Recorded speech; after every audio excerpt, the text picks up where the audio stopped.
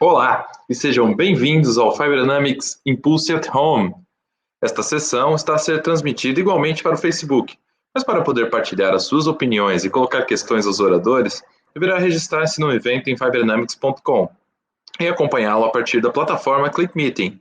As perguntas mais relevantes serão respondidas pelos oradores após cada intervenção.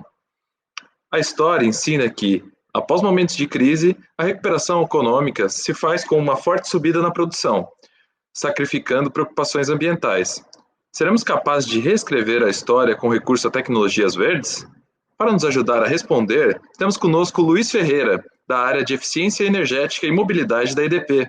Bem-vindo, Luiz.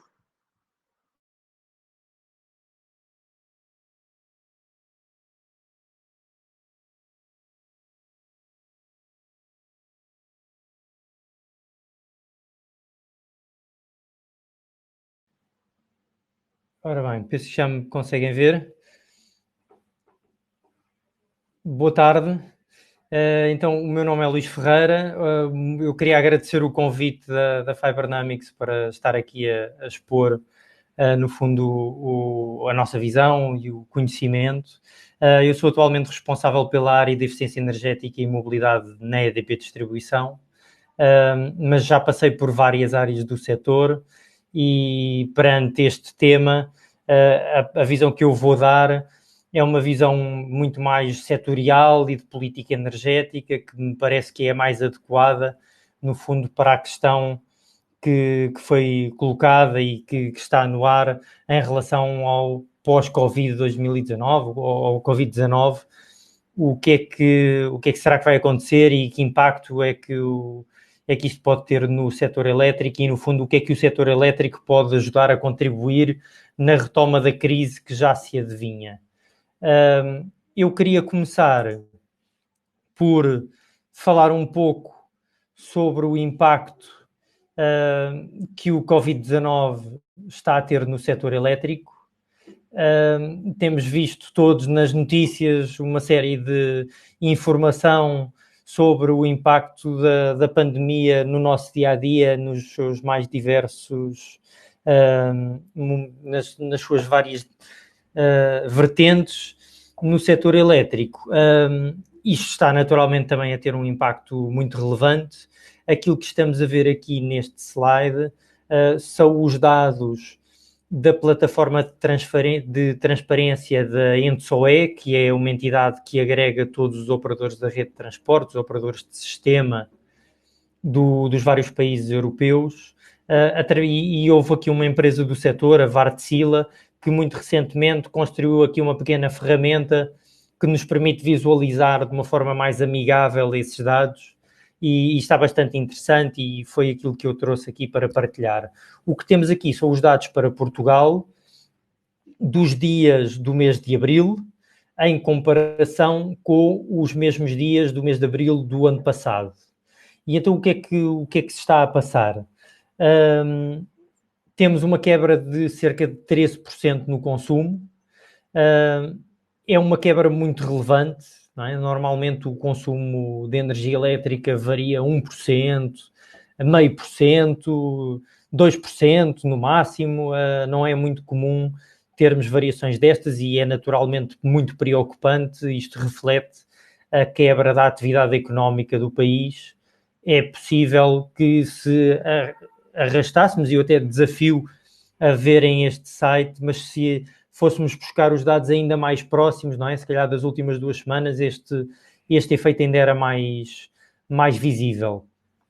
Depois, a partir daqui, começam algumas das boas notícias. Esta quebra de consumo refletiu-se na percentagem das renováveis que conseguem cobrir o consumo de eletricidade. Durante o mês de abril, temos aqui uma cota de penetração de energias renováveis no consumo de eletricidade de 80%. 80% é altíssimo.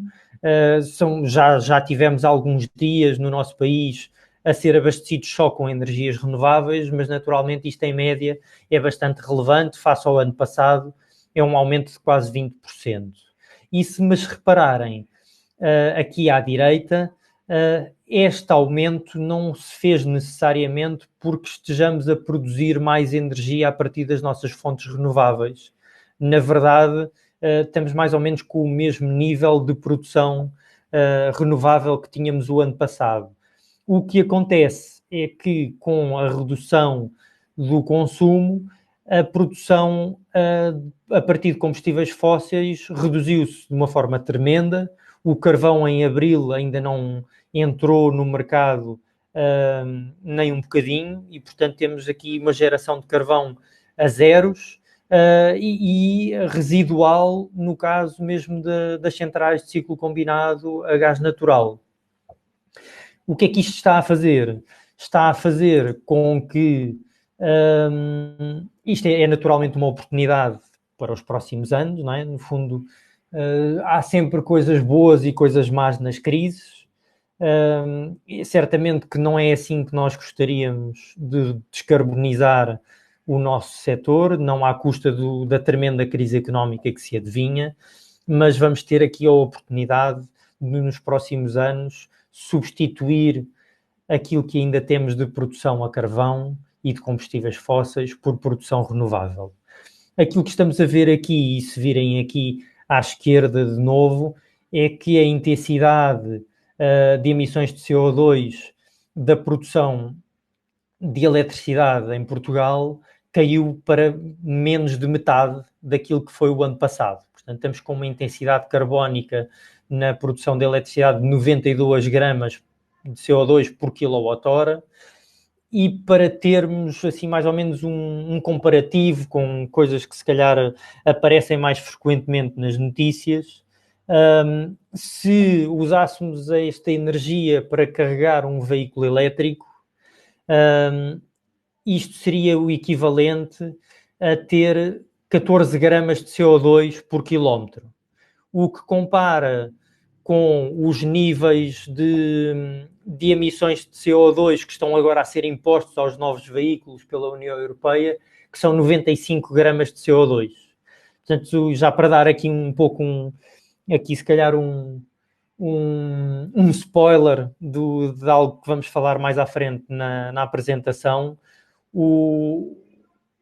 com a intensidade carbónica que temos atualmente, um veículo elétrico em Portugal andaria com quase 10% das emissões de carbono do que o melhor veículo a combustão que poderíamos comprar hoje em dia no mercado.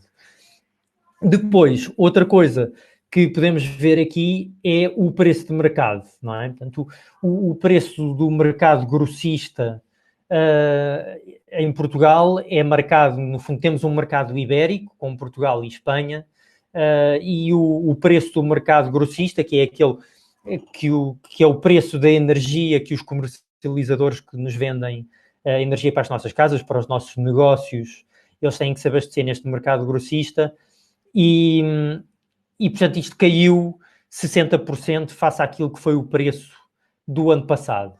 E no fundo este valor dá-me aqui a deixa para vos mostrar o próximo slide, em que eu gostava de falar um pouco de outro momento crítico e, no fundo, outra tendência muito relevante do que está a passar no setor elétrico atualmente e que tem a ver com a quebra do preço no mercado grossista.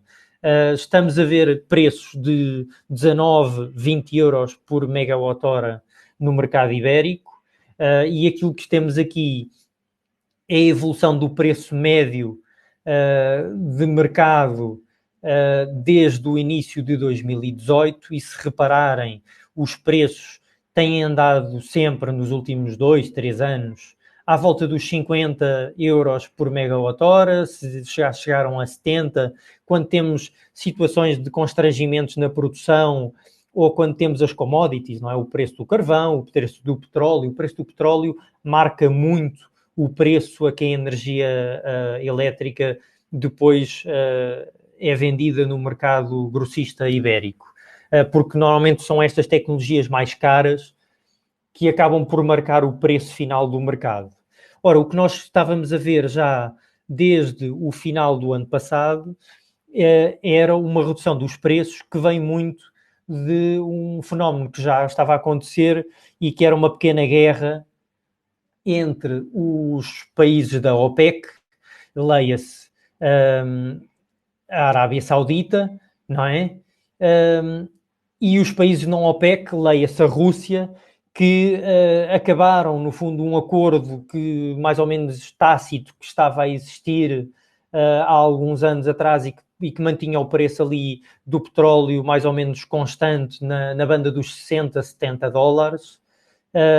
E com a guerra de preços entre a Rússia e a Arábia Saudita, os preços começaram a vir por aí abaixo. Entretanto, já estávamos a entrar numa situação de pandemia ao nível mundial e, no fundo, estes dois fenómenos criaram uma espécie de tempestade perfeita que resultou, nesta semana, termos uma coisa inédita, que foi os produtores de petróleo terem que pagar para escoar o petróleo, o que mostra que a capacidade de armazenamento já estava completamente esgotada, eles estavam a produzir ao máximo e a procura de petróleo veio por aí abaixo, não permitia de forma nenhuma absorver toda a produção que estava a ser feita pelos produtores e acabámos com uma coisa que é, de facto, preços negativos no petróleo é algo que nunca tinha sido visto.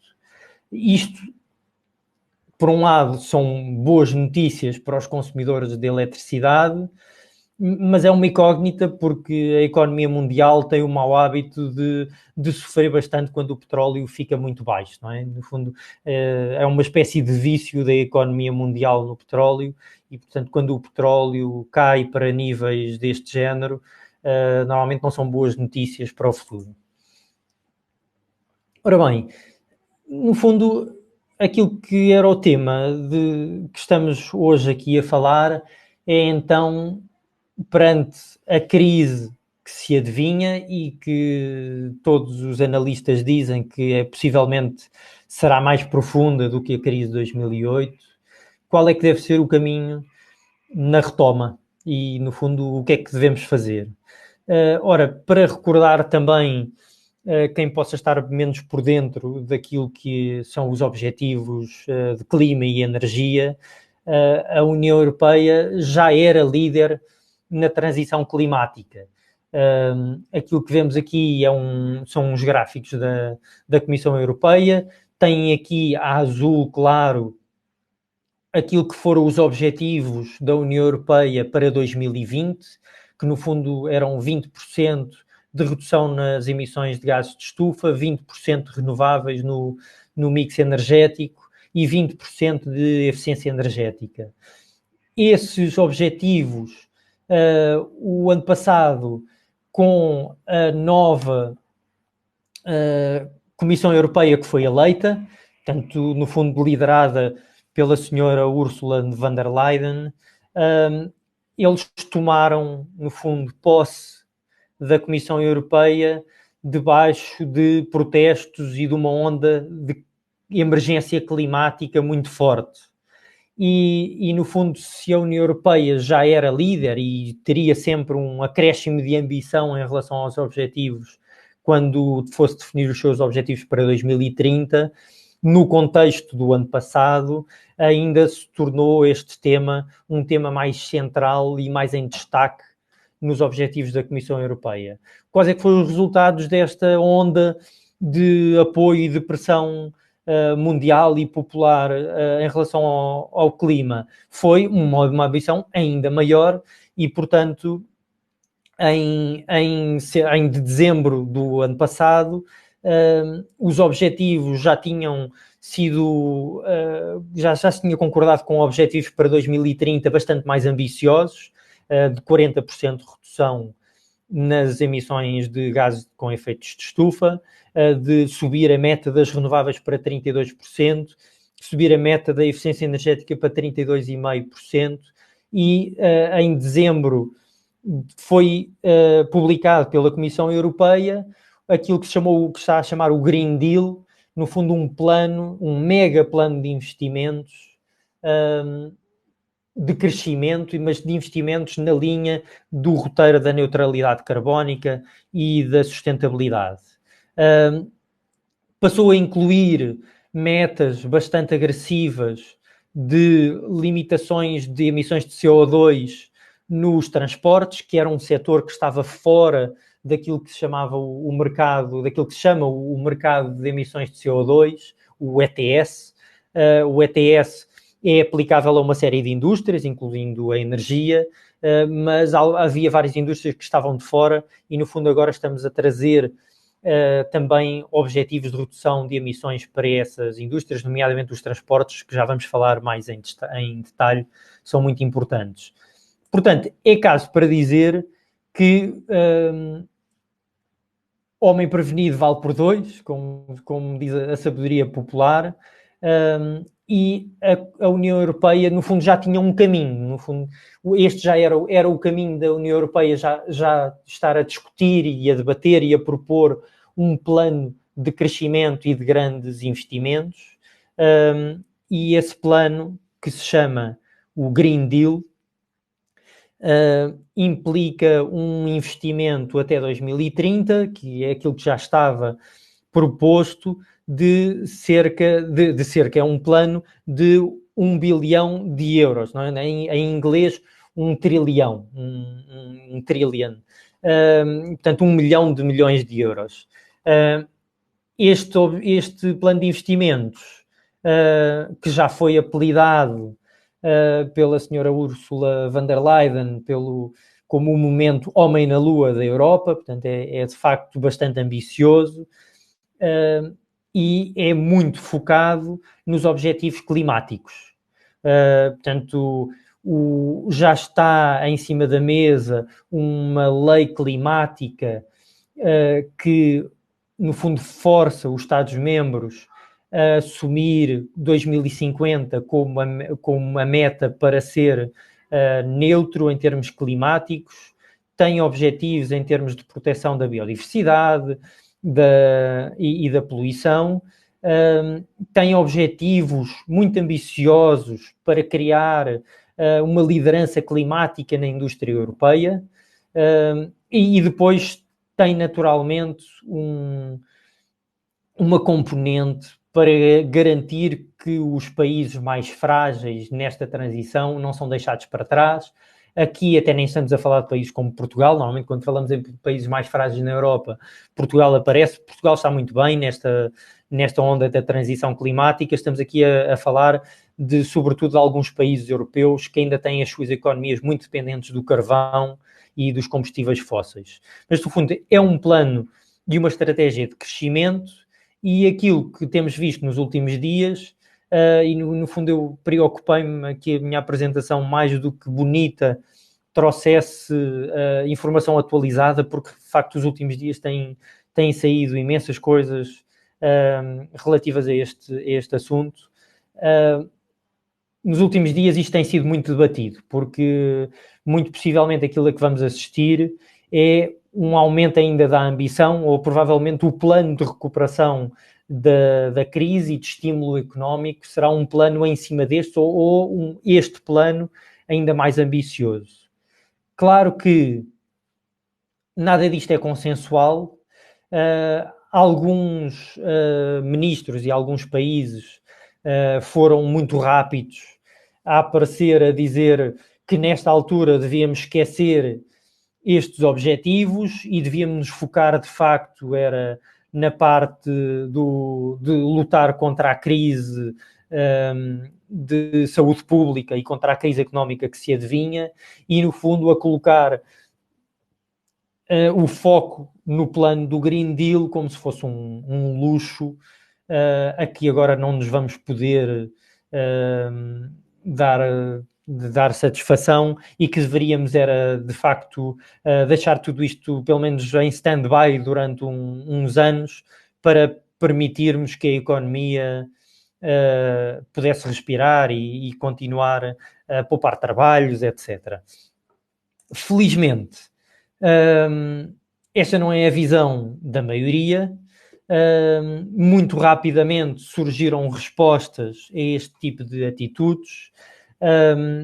A meados deste mês, no fundo aqui em 14 de abril, foi lançada oficialmente uma iniciativa por um dos membros do Comitê de Ambiente do Parlamento Europeu e que foi subscrita por 180 entidades, entre as quais o Estado português e também a EDP, e que, no fundo, exorta a Comissão Europeia e a União Europeia para garantir que o plano de recuperação que for definido seja baseado nos princípios do Green Deal e, no fundo, não ande para trás com as ambições de descarbonização que já estavam em curso.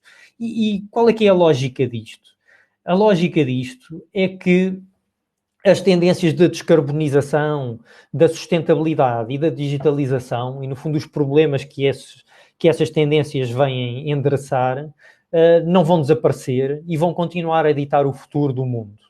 E quaisquer investimentos que agora fôssemos fazer na velha economia, chamemos-lhe assim, velha entre aspas, nas tecnologias antigas e que não estejam virados para adaptar a Europa para o futuro, têm um grande risco, por um lado, de estagnação de ativos e, no fundo, de irmos investir em salvar modos tecnológicos e processos tecnológicos que, de qualquer maneira, vão ter que desaparecer e vão ter que se modernizar na próxima década.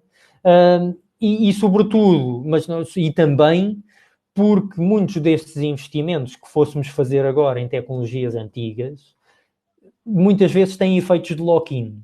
E efeitos de lock-in é, por exemplo, nós continuarmos a fazer, vou dar aqui um exemplo de eficiência energética, a renovação dos nossos edifícios ou das nossas indústrias, recorrendo a equipamentos baratos, mas pouco eficientes, que consomem muita energia, e que depois, muitas vezes, estes investimentos duram, se for preciso, décadas. Portanto, eu se colocar umas janelas novas na minha casa, normalmente isso são investimentos que duram 20 anos, se for preciso, ou até mais. Se comprar um motor novo para a minha indústria, esse motor provavelmente vai ter uma vida útil também de mais de 20 anos. E, portanto, temos aqui efeitos de lock-in que importa não deixar acontecer neste momento. Se nós começarmos a adquirir viaturas para as nossas frotas e, em vez de comprar uma viatura elétrica, formos comprar uma viatura a combustão que seja muito mais barata, essa viatura vai durar muitos anos. E importa garantir que isto não acontece. Isto também já foram as declarações do Sr. Timmermans. O Sr. Timmermans é o vice-presidente da União Europeia, da Comissão Europeia, no fundo, para o Green Deal.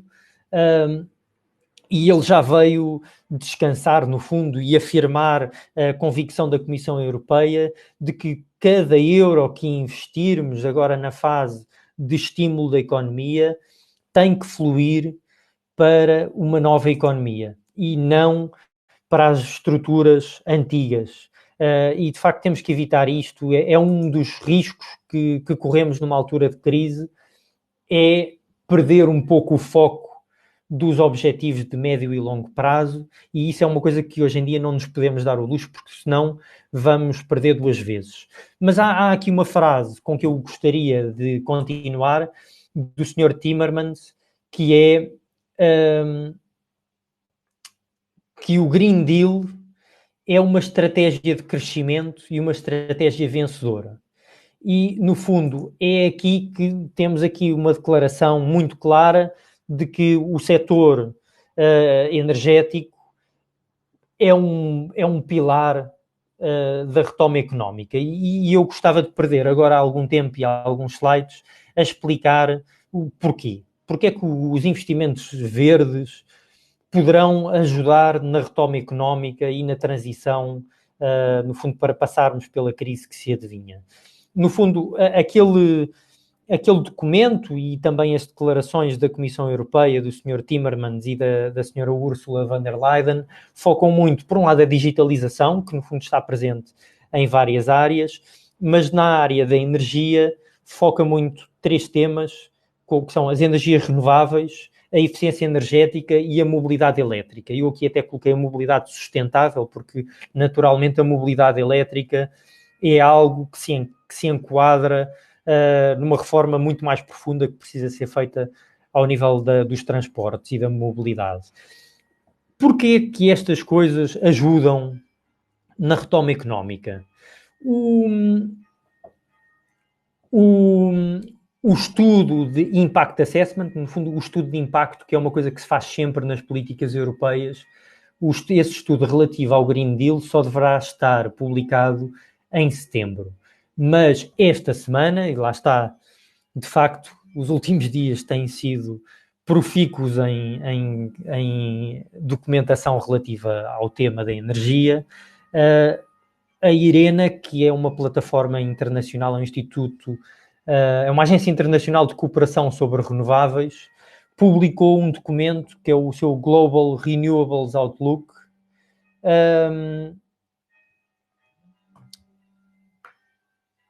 que no fundo tem um cenário de políticas energéticas mais ambiciosas e que planeia, também tem uma avaliação daquilo que são as políticas energéticas já existentes. E, portanto, é uma boa base para nós vermos um pouco que impactos é que os investimentos numa política mais ambiciosa de descarbonização podem ter na nossa economia. Aquilo que vemos aqui são a evolução que eles prevêem em termos de emissões de CO2 para esses cenários. Este cenário mais amarelo é o que eles chamam o cenário das políticas planeadas, que inclui todas as políticas que já existiam até à data. E esse cenário, naturalmente, já envolve uma estagnação, uma poupança de CO2 face àquilo que seria um cenário baseline, sem políticas de descarbonização. E, como podem ver aqui à direita, essa redução tem muito a ver com um aumento das renováveis, o aumento da energia, da eficiência energética e o impacto também que os veículos elétricos têm na redução das emissões de CO2. Mas o documento é quase todo ele focado num cenário mais agressivo, que podemos imaginar que esteja mais alinhado com aquilo que irá ser agora o plano de estímulo europeu. E este cenário mais agressivo que está aqui com esta seta azul é um cenário onde a eficiência energética, os veículos elétricos, mas as renováveis têm um papel muito relevante na redução de emissões. E na redução de emissões, portanto, que se reflete também em impactos em melhoria de saúde muito relevantes, não é? Portanto, na poluição do ar das nossas cidades. Este estudo tem uma análise muito interessante sobre o impacto deste cenário de, como eles chamam, de energia transformativo e do que é que ele pode representar em termos de emprego, criação de emprego e de crescimento económico. E, portanto, aquilo que temos aqui neste slide é aqui o impacto na criação e destruição de empregos no setor da energia, no cenário de transformação de energia face àquilo que é o cenário das políticas atuais. E aquilo que podemos ver aqui é que em todas as regiões os investimentos verdes criam empregos e criam mais empregos do que aqueles que são perdidos para os combustíveis fósseis. Se virem aqui, isto é muito interessante ver por região. Naturalmente temos muito mais empregos, isto estamos aqui a falar em milhões de empregos, e portanto na Ásia há muito mais gente e ainda há várias economias que têm muitas energias fósseis e portanto a perda de emprego para as energias fósseis aqui no East Asia é muito relevante, mas a criação de emprego ainda é muito maior. Portanto, temos aqui muito emprego criado por causa das exportações renováveis, sobretudo de solar, não é? De painéis fotovoltaicos.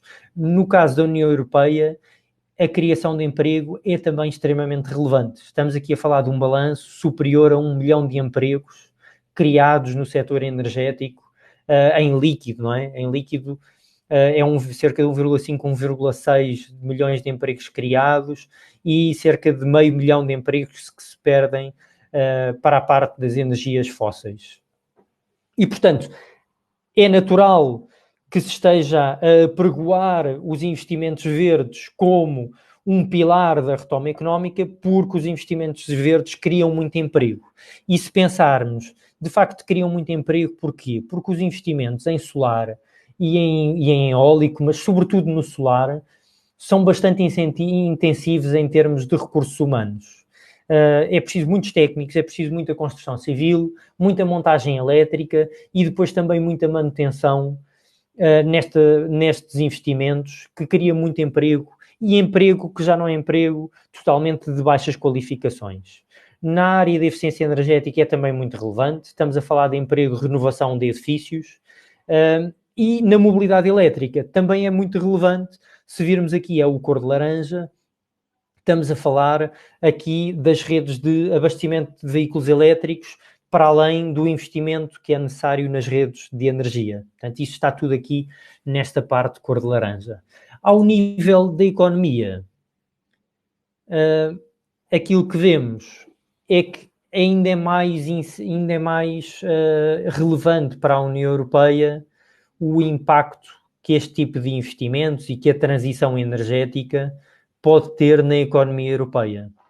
E então vamos lá ver porquê. Aquilo que vemos aqui neste gráfico é a perspectiva de crescimento ao nível do PIB das várias regiões, e em termos de, por causa de três drivers, não é? No fundo, há três vetores que contribuem para esses crescimentos. Um é o vetor que está aqui a verde, que é o vetor das trocas. No fundo, sobretudo estamos aqui a falar de exportações, e se olharmos aqui o Médio Oriente, que é aqui o primeiro à esquerda, é uma região que perde com esta transição energética, porque perde na exportação de hidrocarbonetos, não é? De petróleo e derivados. E no caso da Ásia, há aqui um grande acréscimo de exportações muito associadas ao facto da Ásia se ter conseguido afirmar como o grande centro de fabrico de painéis fotovoltaicos e também de baterias, embora as baterias esteja mais distribuído pelo mundo, mas há aqui um grande efeito das exportações.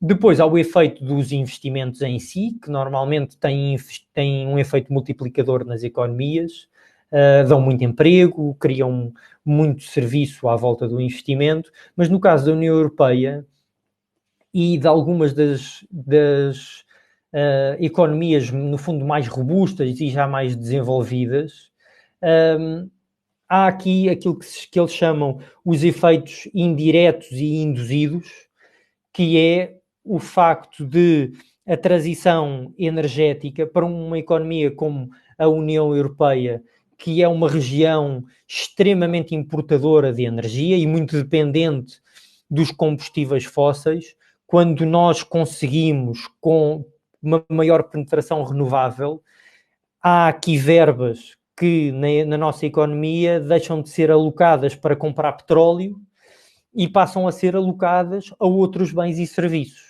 E depois há efeitos de spillover para o resto da economia, em que a criação de mais emprego aumenta mais os rendimentos, o que nestas economias que já são mais desenvolvidas, como a União Europeia, a Ásia e os Estados Unidos, se traduzem tipicamente em mais inovação, mais criação de novos produtos e serviços, e portanto há toda uma bola de neve positiva que cria grandes impactos e multiplicadores muito relevantes no resto da economia e no crescimento do resto da economia. Portanto, aquilo que vemos é que os investimentos verdes para a União Europeia são um fator de completa que fazem muito sentido em termos de competitividade. Em termos de competitividade, eu gostava agora de falar um pouco mais sobre aqueles temas da eficiência energética, das renováveis, da mobilidade elétrica, mais em detalhe sobre o que é que poderá ser feito e que preocupações é que eu considero que devemos ter. em termos de... Difícil de passar.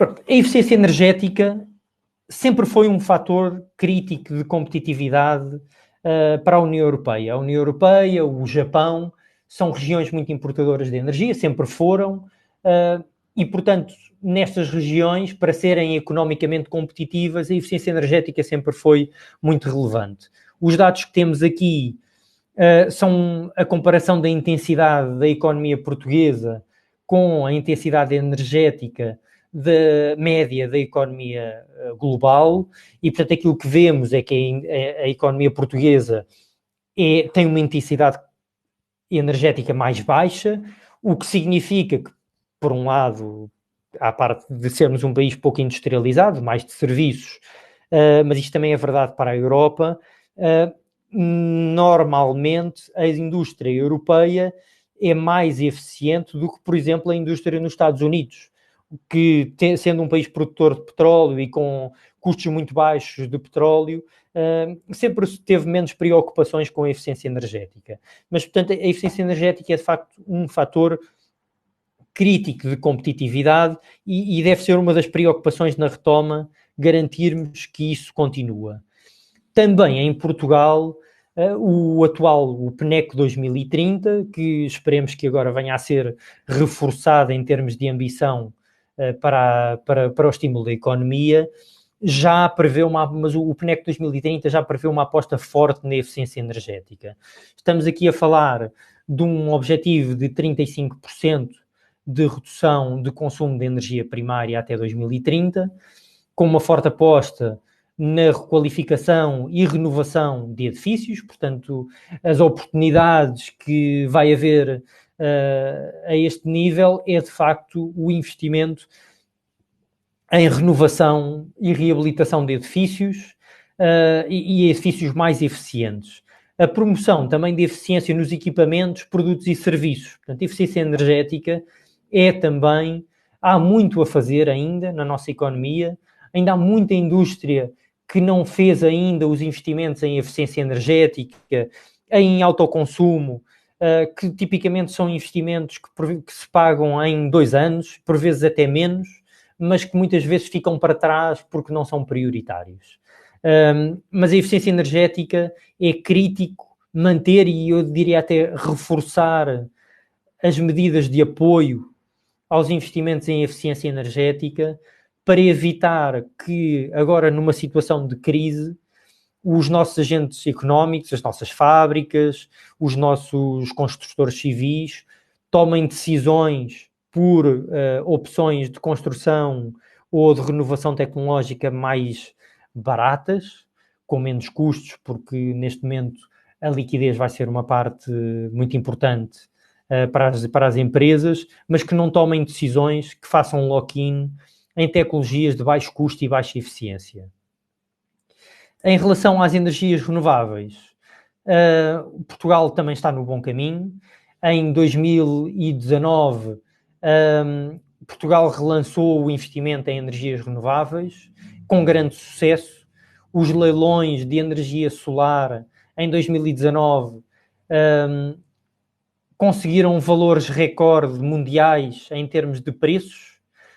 Não sei se recordarem, estamos agora com um preço de mercado muito baixo no mercado grossista, ao nível dos 20 euros por megawatt-hora, mas os projetos de energia solar que ganharam o leilão do ano passado venderam os seus projetos com energia também a 20 euros por megawatt-hora. E, portanto, este valor de preço é o valor a que hoje em dia em Portugal se consegue produzir energia renovável. É um valor muito mais baixo do que as energias fósseis, e sendo que provavelmente o valor de mercado que estamos a ter agora em termos de mercado de energia não vai ser sempre assim, não é? Não vamos estar com valores de preço de energia de 20 ou 19 euros por megawatt-hora e, portanto, em princípio, em termos de perspectivas de futuro, para o investimento em renováveis vai continuar a ser muito interessante ter investimento em renováveis em Portugal. Quais é que devem ser as nossas preocupações? A APREN, não é? No fundo, a Associação dos Produtores de Energias Renováveis, já veio a público alertar que os produtores renováveis estão a sentir que os impactos da pandemia do Covid podem ser muito graves no cumprimento dos prazos que estavam estabelecidos para a execução dos projetos que foram ganhos o ano passado, no leilão do ano passado. Isto porque houve uma paragem dos processos administrativos.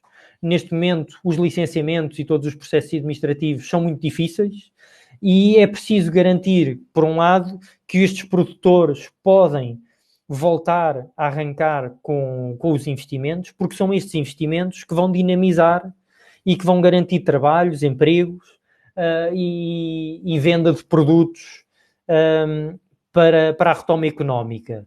É também preciso garantir que agora nos leilões de 2020 e mesmo nos leilões de 2019, para aqueles produtores que ainda não tinham conseguido garantir financiamento, que estas empresas não ficam sem capacidade de acesso a financiamento para ir para a frente com estes investimentos. Porque se não conseguirmos garantir a saúde financeira dos promotores de energias renováveis, não vamos conseguir ter os efeitos benéficos na economia que estes investimentos trazem. Portanto, estas são as preocupações que é importante ter nos próximos anos e agora na fase da crise. Depois, eu queria falar sobre ainda a parte da mobilidade elétrica. A parte da mobilidade elétrica é também um pilar da descarbonização e se havia dúvidas do impacto da mobilidade e dos transportes na qualidade do ar das nossas cidades, então agora estamos a ter uma experiência muito real do seu impacto. Esta imagem foi amplamente divulgada nos meios de comunicação social, é uma imagem de satélite, daquelas que medem os níveis de dióxido de azoto na atmosfera, que é um dos poluentes que tem maior impacto na saúde humana e que é provocado pelos veículos a combustão. Portanto, a comparação entre aquilo que era o gráfico de satélite de 2019 com aquilo que é agora 2020 é abissal, não é? Mas eu trago aqui uma coisa que eu desafio e que é muito interessante. A Agência Europeia do Ambiente tem um site que está aqui neste link, em que está a publicar os seus dados das estações de monitorização da qualidade do ar em cidades dos vários países europeus, e no fundo aquilo que temos a ver aqui são os dados de 2019 das várias semanas e de 2020 até agora, da concentração de dióxido de azoto nas estações de várias cidades portuguesas. E, portanto, aquilo que podemos ver aqui é que estamos com diferenças que às vezes é de menos de metade nas concentrações de dióxido de azoto nas nossas cidades face aos mesmos períodos do ano passado. Tipicamente, os limites, ou digamos a recomendação para a saúde pública é que os níveis de concentração de dióxido de azoto no ar não excedam os 40 microgramas por metro quadrado, por metro cúbico. Tipicamente as nossas cidades andam nos 70, 60, estão sempre um pouco acima deste limite. Nestas semanas que passaram, estamos a ver níveis de 10, 20, às vezes no máximo 30, 35 microgramas de dióxido de azoto por metro cúbico, que é uma qualidade do ar de facto incomparável. Porque é que os veículos elétricos e a eletrificação dos transportes é importante neste sentido?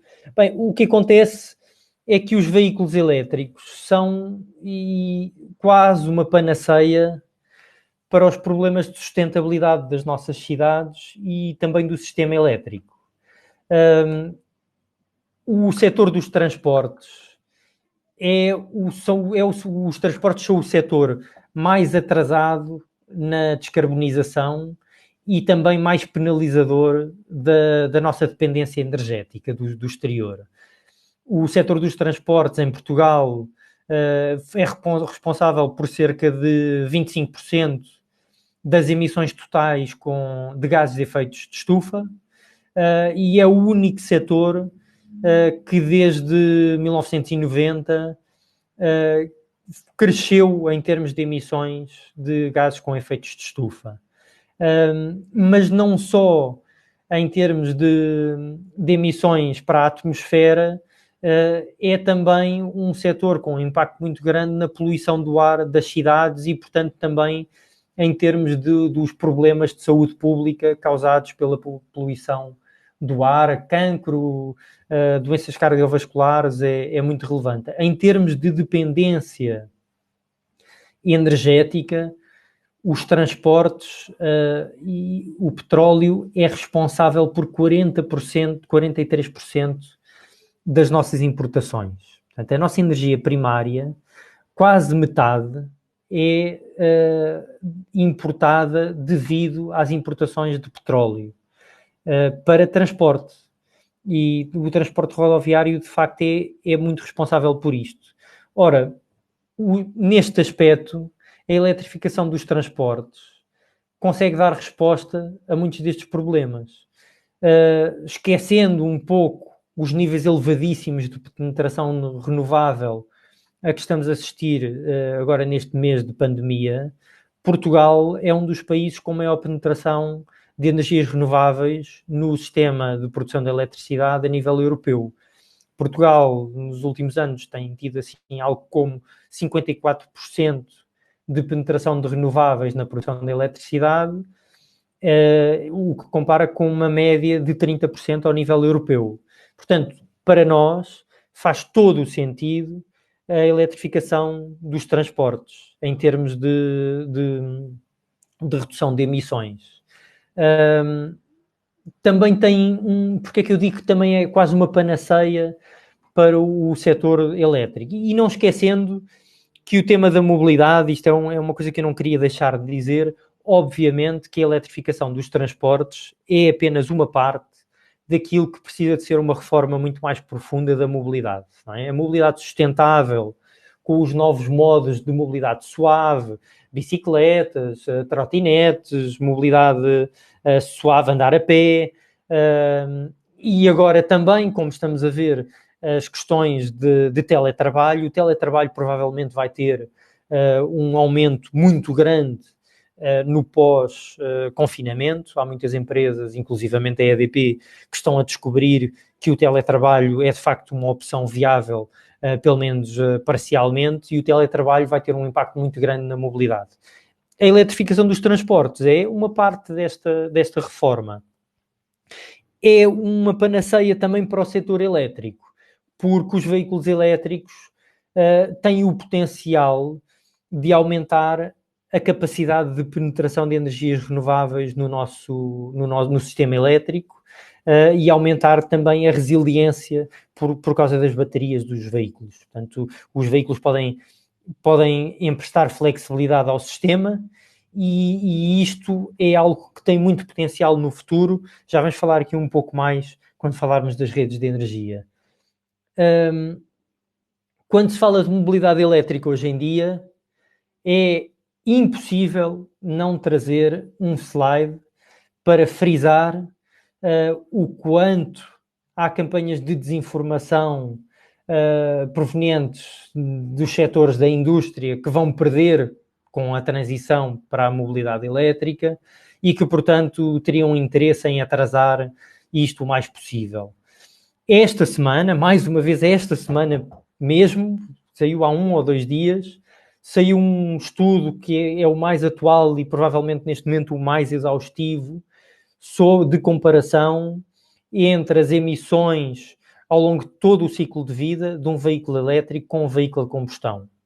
E este estudo, feito pela Transport and Environment, aquilo que nos mostra é que os veículos elétricos, em média,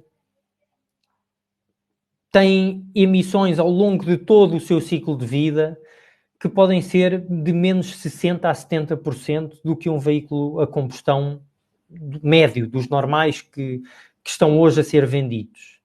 Mas mesmo no pior caso, e aqui é o gráfico que eu tenho aí, aqui à direita no meu slide, mesmo no pior caso, em que consideremos que a produção das baterias é feita na China com recurso a energia de carvão, e depois com a produção do veículo na União Europeia, mesmo assim, um veículo elétrico emite muito menos CO2 do que um veículo a combustão.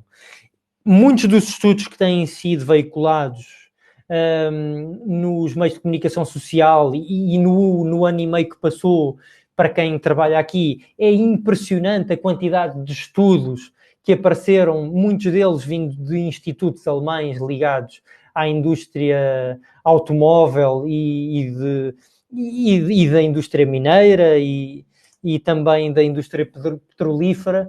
Muitos deles usam dados desatualizados ou baseados em produção muito ineficiente, extração de lítio muito ineficiente, que hoje em dia já não é verdade, não é? Portanto, isto é uma indústria emergente e está a ser muito rápida a industrialização e os ganhos de eficiência, tanto na extração de minério como na produção de baterias e de veículos elétricos, e, portanto, os comparativos normalmente são muito injustos e tentam fazer aqui uma comparação com aquilo que seria um veículo elétrico produzido, se calhar, em 2014 ou algo assim. O que, de facto, é uma grande incógnita é o que é que a pandemia e a crise económica vão fazer ao futuro do setor do setor automóvel.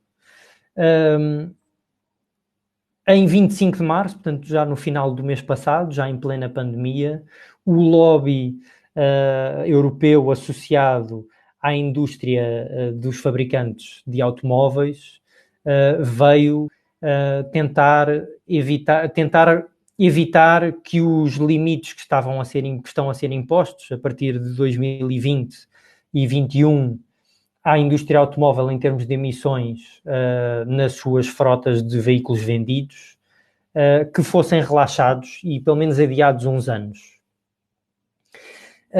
E daí, pronto, é uma tentativa de que os limites não fossem tão agressivos. No entanto, os principais fabricantes, a Volkswagen e a BMW, a Daimler, vieram dizer logo imediatamente a seguir que não compartilhavam esta ideia do lobby, o que mostra que provavelmente já há aqui duas velocidades na indústria automóvel. Há fabricantes que já investiram muito dinheiro na transição para a mobilidade elétrica e que provavelmente querem agora ver uma aceleração para se aproveitarem e terem agora aqui um edge competitivo com os investimentos que já fizeram. Há outros fabricantes que, como estavam mais atrasados, gostariam que não haja uma aceleração da transição para a mobilidade elétrica. Portanto, alguns fabricantes estarão mais preparados do que outros para esta fase de transição. O que é uma incógnita é se as dinâmicas da economia vão resultar numa aceleração ou num atraso, porque, por um lado, podemos estar a ver as pessoas agora, quando forem decidir comprar um carro, serem mais cuidadosas na aquisição. Por outro lado, pode acontecer que o facto de um carro a combustão, à partida, no momento da aquisição, ser mais barato, seja um fator determinante para haver ainda um lock-in na renovação das frotas das empresas e na aquisição de veículos. Isto é uma grande incógnita e é muito difícil hoje em dia dizer o que é que vai acontecer. Eu trouxe assim aqui só também um estudo que foi feito no final do ano passado da LeasePlan, em que analisaram cerca de 400 cenários de aquisição e de custo total de propriedade entre um veículo elétrico ou um veículo a combustão, e aquilo que encontraram para para Portugal foi que em 50% dos casos, e estamos a falar no final de 2019, não é? Isto está a evoluir muito rapidamente, em 50% dos casos valia mais, em termos de custo total, comprar um carro elétrico em vez de comprar um carro a combustão. E isto deve-se, sobretudo, por causa dos custos, dos benefícios fiscais que existem, mas muito dos custos de manutenção e dos custos de combustível. Ora, qual é que o efeito do Covid e do efeito da pandemia, da redução da atividade económica, é difícil de avaliar, porque o petróleo vai estar mais barato, o que significa que os combustíveis fósseis vão estar mais baratos, e se isso vai ser o suficiente para reduzir a atratividade dos veículos elétricos ou não, é uma incógnita neste momento, não se consegue dizer.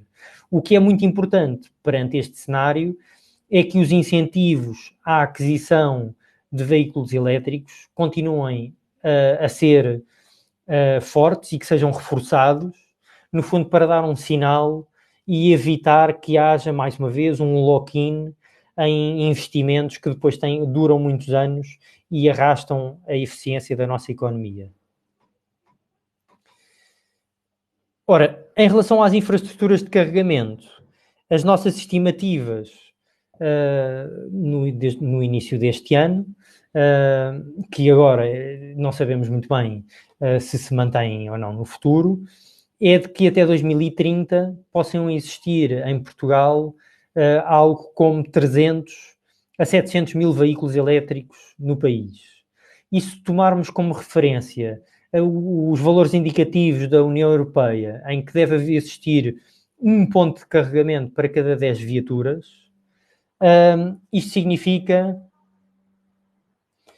que devemos ter cerca de 30 mil a 70 mil pontos de carregamento de veículos elétricos em Portugal, o que é um aumento de mais de 15 vezes face à infraestrutura de carregamento que temos hoje em dia.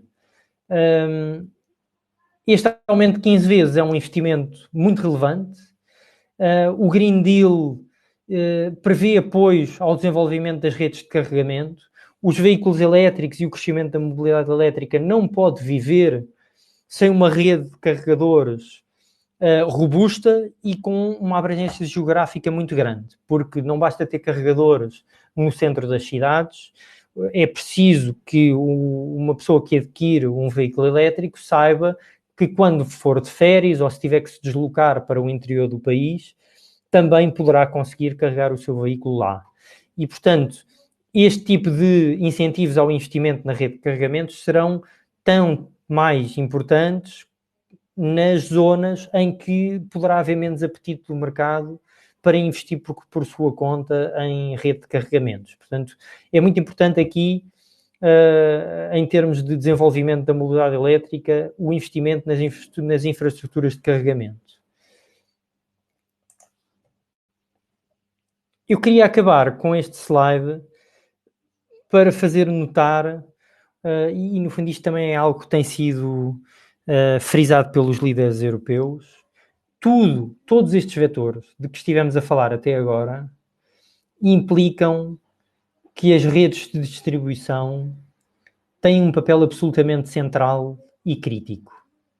Têm um papel central na tendência de descarbonização, digitalização e descentralização, e estivemos a falar de energias renováveis. E as energias renováveis, seja a nível mais industrial, concentrado, seja o autoconsumo, portanto, energias distribuídas, 60% deste total é ligado à rede de distribuição de energia elétrica. E, portanto, o reforço das redes, ao nível, sobretudo, da baixa tensão e da média tensão, é absolutamente crítico para esta evolução, para poder integrar mais investimentos em energias renováveis, para poder integrar mais pontos de carregamento. Nas redes de carregamento, estamos a assistir, portanto, desde o ano passado, desde há 2 anos, temos passámos de 8 operadores de postos de carregamento para 29 operadores em Portugal, e estes investimentos têm um impacto enorme nas redes, sobretudo ao nível das redes de baixa tensão. É importantíssimo apostar nas redes de distribuição e, sobretudo, na inovação ao nível das redes de distribuição. As redes inteligentes vão ser absolutamente críticas para a evolução que estamos a ver aqui da descarbonização e dos investimentos no setor energético. Só para dar um exemplo, alguns dos projetos que nós temos em que estamos a tentar avançar as tecnologias de carregamento inteligente têm um potencial de abraçar, no fundo, de aumentar a penetração renovável em percentagens muito relevantes e de evitar investimentos em reforço da rede, portanto, reforço bruto, não é? De linhas, de cabo, aquilo que nós chamamos de colocar mais cobre no chão. É possível, com carregamento inteligente, poupar mais de 60% a 70% destas necessidades de investimento. E, portanto, a integração entre a rede e a flexibilidade e os recursos distribuídos, toda esta inovação de digitalização é absolutamente crítica no futuro, e nós temos que garantir saúde financeira e remuneração ao investimento inovador nas redes de distribuição, se queremos que depois haja esta base para acolher a inovação que aí vem. Numa perspectiva mais setorial e mais abrangente, é absolutamente crítico garantir que as utilities e que as empresas de energia vão conseguir manter a sua capacidade financeira e o seu apetite pelo investimento. Porque se isto não acontecer, se isto for esmagado durante esta fase de crise, com redução de remuneração, com um aperto e espremer todas as empresas de eletricidade, depois os investimentos também não vão acontecer. Pronto, eu acabava por aqui, estou aberto a quaisquer questões e agradeço muito a vossa atenção. Muito obrigado, Luiz. Tempo agora para questões da audiência. Relembramos que a interação é apenas permitida aos participantes registrados no evento, que acompanham a sessão através da plataforma Click Meeting. Por isso, a transmissão no Facebook será agora interrompida. Por favor, digitem as questões no chat no canto inferior direito do ecrã.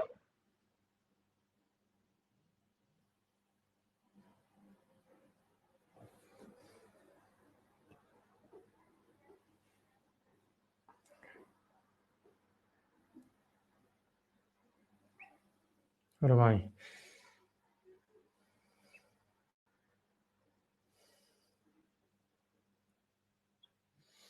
Ora bem, as fontes, no fundo, as fontes hidroelétricas são um ativo, são consideradas uma energia renovável. Eu percebo o comentário do seu impacto ambiental. É claro que quando se constrói uma barragem há um impacto ambiental muito relevante. Temos também, é preciso reconhecer também que por vezes há impactos ambientais positivos ao nível da regulação dos caudais e até da retenção de água para momentos de seca. Portanto, eu diria que as hidroelétricas não estão minimamente obsoletas, até porque as hidroelétricas são uma fonte crítica para dar flexibilidade ao sistema e conseguir absorver mais renováveis. A maior parte das hidroelétricas que estão a ser construídas hoje em dia e renovadas são barragens que permitem também aquilo que se chama a bombagem. E, portanto, em alturas de grande injeção de renováveis na rede, portanto, de eólica e de solar, estas centrais conseguem absorver essa energia quando o consumo não é suficiente e depois devolvê-la à rede em alturas em que ela faz falta. Portanto, as hidroelétricas certamente obsoletas não são e ainda vão ser de larga utilização. Penso que não será expectável que haja muito mais investimentos em hidroelétricas para além daqueles que já estão planeados e já estarão em curso hoje em dia no norte do país. Ora bem, agora temos aqui outra pergunta.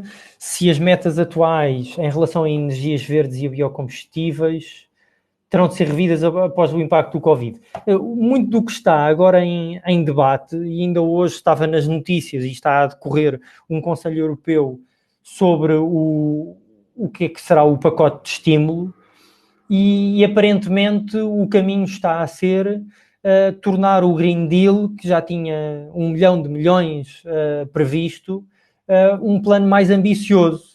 E, portanto, provavelmente vai ser revisto, sim, o Green Deal, ou vai ter um Green Deal em cima do Green Deal, com um pacote de estímulo ao nível europeu para garantir ainda uma maior ambição, mas sempre no sentido dos princípios do Green Deal. Eu tenho que pôr isto para ali para conseguir ver o texto. Ora bem, pronto, aqui estava, no fundo, eu talvez não tenha frisado o suficiente como a mobilidade elétrica é apenas uma peça daquilo que tem que ser a reforma da mobilidade nas nossas cidades e nos transportes. Nós vemos, eu acho que de facto há um perigo muito grande de que o Covid-19, no fundo o coronavírus e esta pandemia tenham um impacto relevante na utilização dos transportes públicos. A seguir ao período de paragem em que estamos todos em nossas casas e em teletrabalho, o estímulo à utilização dos transportes públicos terá que ser muito grande e provavelmente as preocupações e os cuidados em termos de higiene também. Aqui poderemos vir a assistir também a um boom na utilização destes modos de deslocação suave, bicicletas, trotinetes, mas é claro que estes são sempre um complemento e há aquilo que são os transportes públicos que devem ser uma parte fundamental da mobilidade nas cidades. Eu vejo isto de facto como um risco e é de facto, e eu penso que até é um risco voltarmos a utilizar transporte individual após este momento, e é uma preocupação das cidades que vai ter que ter uma mão muito forte e incentivos muito fortes, é voltarmos todos a usar transportes públicos.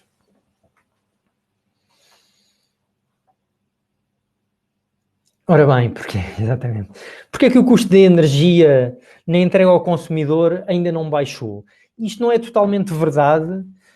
Já houve, penso que há 1 ou 2 semanas, uma medida do regulador a procurar reduzir o custo de eletricidade ou rever já o menor custo no mercado grossista no valor final das tarifas do mercado regulado. E não, o mercado livre, portanto, fixa preços como entender. É preciso perceber que o valor do mercado grossista é mais ou menos metade daquilo que é a nossa fatura de energia em casa, 50% a 60%. E, portanto, este impacto, de qualquer forma, tem que ser visto pela metade, não é? Mas, mesmo que ainda não esteja refletido, e é provável que nos próximos meses, se continuar esta tendência, ele vai começar a refletir-se, de facto, nas ofertas comerciais dos comercializadores do mercado livre. Provavelmente, no próximo ano, se a tendência for para continuar, os preços de energia vão certamente refletir isto. O que acontece é que a maior parte das vezes os contratos de compra e de venda de energia estão fixos já para 1 ano. E, portanto, é por isso que não vemos imediatamente isto acontecer, é porque os nossos contratos tipicamente não são dinâmicos. Os de alguns, na verdade, para a indústria, sim. Hoje em dia há muitas empresas e indústrias que têm o preço da sua energia indexado à evolução mensal do mercado grossista e, portanto, essas indústrias já estão a assistir a uma redução no seu custo de energia.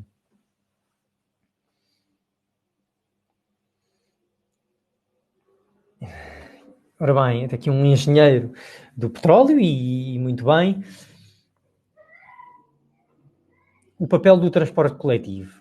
Pronto, mais uma vez, o transporte coletivo é absolutamente crucial na mobilidade.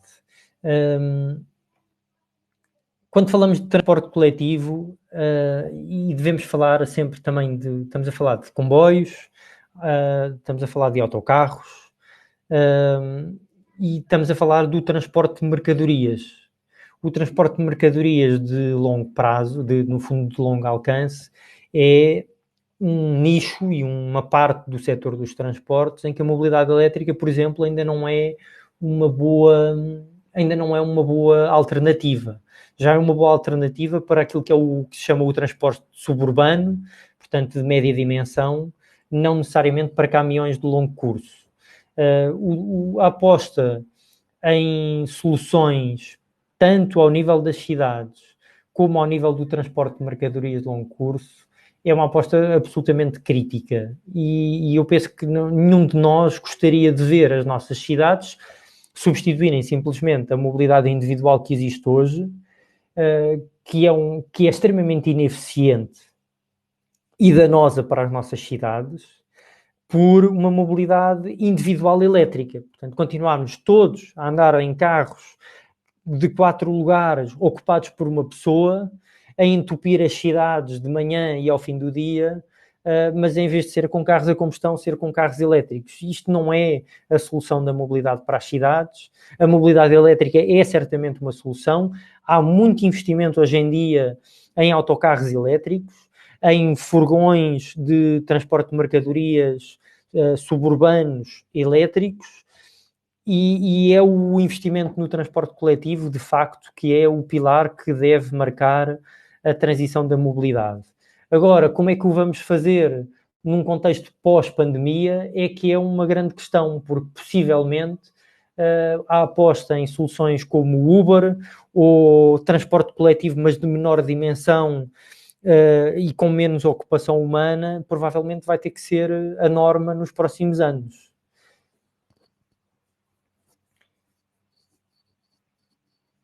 Ora bem, a EDP Distribuição, como é que a EDP Distribuição se está a preparar?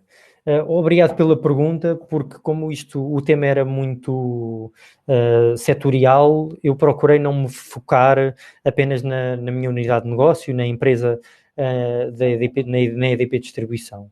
Mas assim, a EDP Distribuição tem estado desde o início da pandemia com o seu plano de atuação em crise ativado. E o que é que isto significa? Significa que estamos a dar resposta àquilo que é a gestão da rede e o dia-a-dia da rede. Eu penso que quase ninguém que esteja a assistir a esta apresentação poderá dizer que teve grandes falhas de energia nas suas casas, e isto deve-se a uma atuação da empresa que está preparada para situações de emergência e em que esta é apenas mais uma. Nós temos várias equipas em paralelo nas nossas componentes do negócio que precisam de uma atividade permanente. Nós temos equipas em paralelo para garantir que se houver algum problema de infecção numa das equipas, que há muita redundância para continuar a garantir que a gestão da rede é feita. Por outro lado, em termos dos próximos tempos, felizmente, a EDP Distribuição é uma empresa muito estável, é uma empresa de base e até de refúgio. Portanto, uma das coisas que estava a acontecer ao nível do setor elétrico era que a situação de bonança que estávamos a viver na economia fazia com que os recursos de trabalho, portanto, havia quase uma situação de pleno emprego, o que fazia com que fosse mais difícil ter pessoas para trabalhar e dar resposta às necessidades de atuação na rede. Neste momento de crise, a EDP Distribuição vai ter um papel absolutamente crítico para garantir que alguns dos nossos fornecedores que estavam felizmente a poder ter um boom de atividade económica noutros setores, que se possam refugiar ainda assim naquilo que é a atividade da rede de distribuição e que se vai incentivar nos próximos anos, se de facto houver um plano de estímulo económico muito ligado às energias renováveis. E, portanto, a EDP Distribuição está perfeitamente preparada para lidar com isto e provavelmente vai ter um papel de charneira a suportar a retoma económica.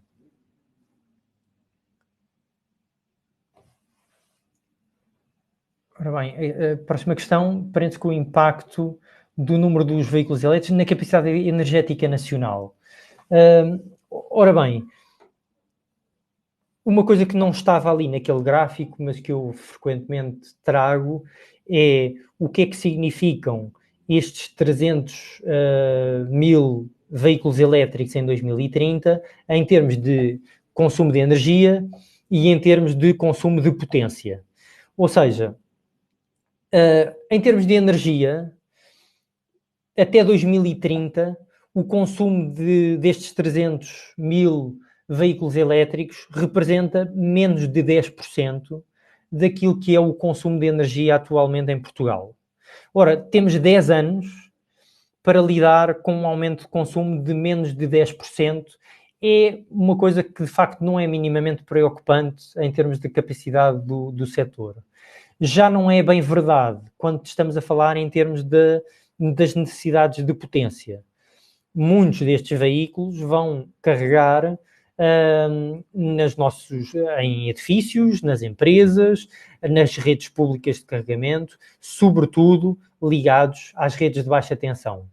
Ora, em termos de necessidades de potência, se nós tivermos em simultâneo um terço destes veículos ligados à rede a carregar, isso representa, se for preciso, eu já não me recordo exatamente, mas se for preciso 2/3 daquilo que é a potência instalada do setor elétrico. 2/3 é extremamente relevante. E, portanto, um dos pilares da nossa atuação tem sido garantir um apoio à transição para tecnologias de carregamento inteligente que possam evitar aquilo que serão necessidades de investimento massivo nas redes de baixa tensão para lidar com um carregamento que nós chamamos o carregamento burro, que seria os nossos carros chegarem a casa às 6 da tarde, ligarem-se a uma tomada sem qualquer controle e sem qualquer capacidade de flexibilidade e irem simplesmente juntar-se àquilo que já é o pico das 8 da noite de consumo nas redes. Isso obrigaria a fazer um investimento de reforço para quase o dobro da capacidade das redes de baixa tensão, e é um investimento que não tem benefício para a sociedade e, portanto, aqui esta é uma das partes em que, de facto, o investimento em redes inteligentes e em tecnologias de digitalização e de inteligência na rede de distribuição é absolutamente crítico daqui até 2030.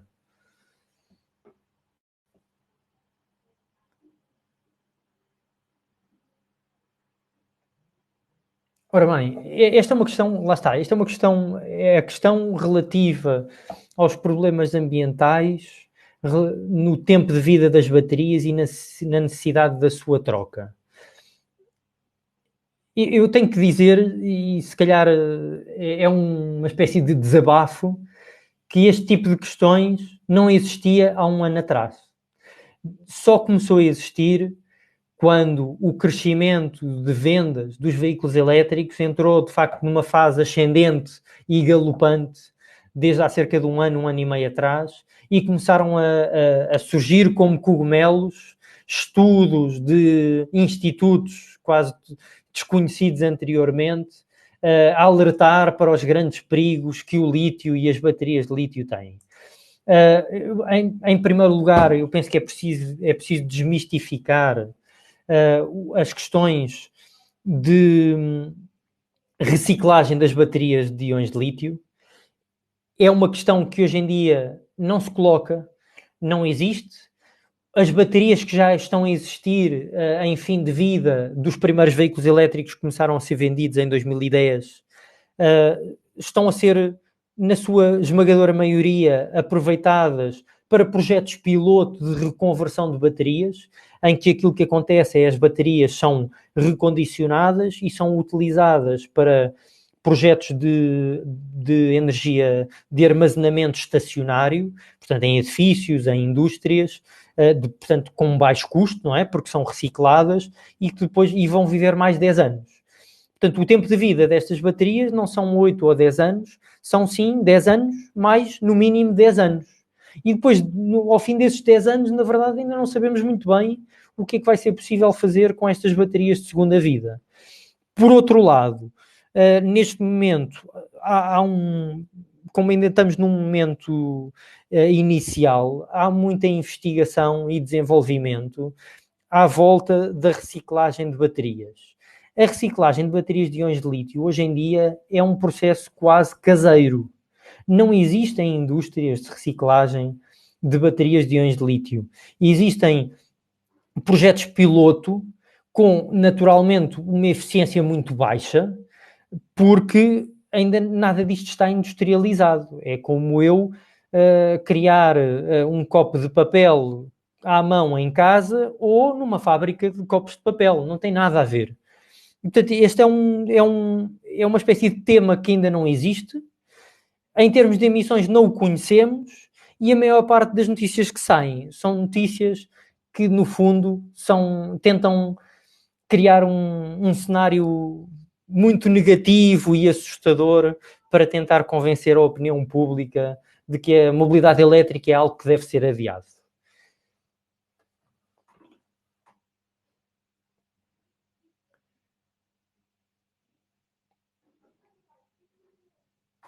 Ora bem, se as indústrias que operam, no fundo, as indústrias consumidoras e intensivas em consumo de energia, se podem rever os seus contratos.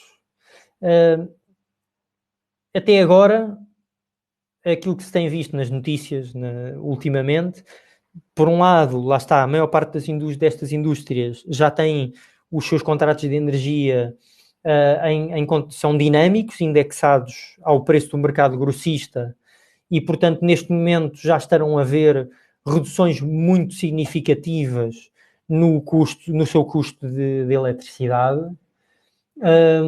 Por outro lado, ainda não, que eu saiba, ainda não se está a assistir a uma maior agressividade comercial por parte das empresas comercializadoras. Eu acho que é quase inevitável que vá haver um esforço de todos e uma contração de margens e que, portanto, sim, as indústrias intensivas em energia muito provavelmente não só vão ter apoio das próprias empresas de energia, que lhes vão vender a energia e vão ser certamente mais agressivas, mas sem dúvida que nos pacotes de estímulo à economia vai haver verbas preparadas para ajudar estas indústrias, porque a sua competitividade vai ser crítica para a retoma económica.